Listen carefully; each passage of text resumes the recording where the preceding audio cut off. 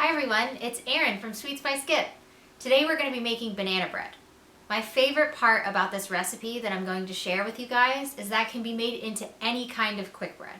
So I'm going to be using pureed bananas, but you can use applesauce or pumpkin puree, or you can even use zucchini that you've grated. You can use grated apples. You can put whatever you want in it. Just substitute the amount of banana puree that I'm going to show you with whatever kind of fruit that you'd like. This is a recipe that I've had for a long time. I know a lot of people already have a favorite banana bread recipe, but this is mine. So I'm going to talk about it today, and then we're going to cut into it and eat it.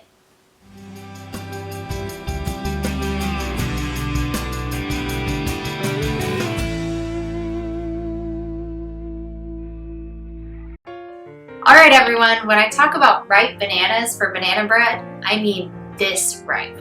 They're dark and soft and fragrant, let's say.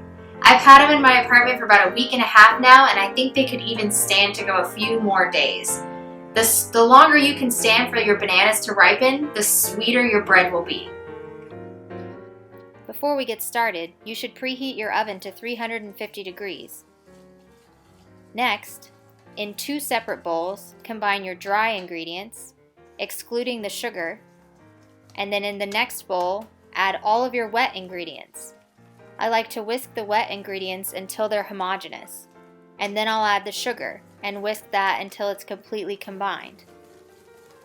Don't skip adding the honey to this recipe. Even if you don't have some, you can use corn syrup instead. The invert sugar, which is what honey is, will help extend the shelf life of your loaf and also make sure that it's very soft. After you've whisked all of your wet together, you're going to add it to your dry, and then we'll whisk that until it's totally combined. But don't overmix it because you don't want to develop the gluten in your bread.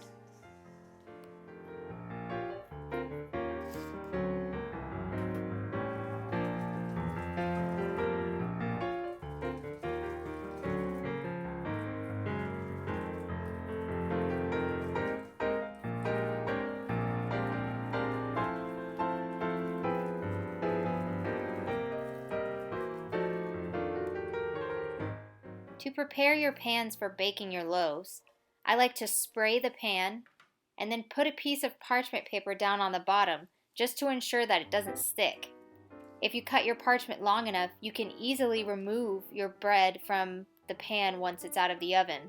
I didn't do that here, but it should still come out very easily. I'm going to fill my pans about halfway full of my mixed batter, and then I'm going to bake them at 350 degrees for roughly 1 hour.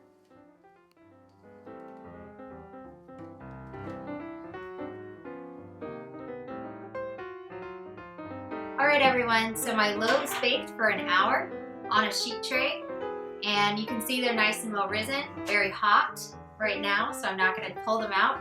I'm going to give them about 20 minutes to cool in the pans, then I'm going to dump them out, and I'm going to let it cool completely, wrap one to save so we can check in tomorrow about how much better it is, and then we're going to cut into this one because we can't really wait very long to eat this bread.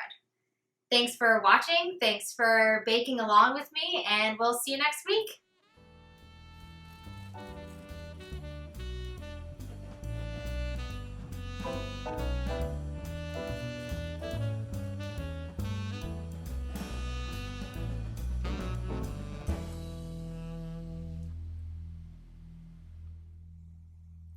I couldn't wait anymore. It's still really hot, but it's so good.